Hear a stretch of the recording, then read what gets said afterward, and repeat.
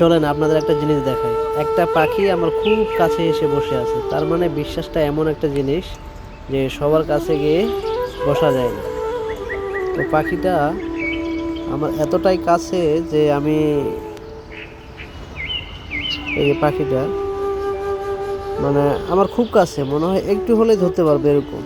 তাহলে বিশ্বাসটা এমন একটা জিনিস যেটা সবার উপর ভরসা করা যায় না। একটা চড়ুই পাখি আর বিশ্বাসটা কতটুকু যে তার কাছে গেলে হয়তো আমাকে ধরবে না, তাই সে আমার খুব কাছে এসে বসে আছে।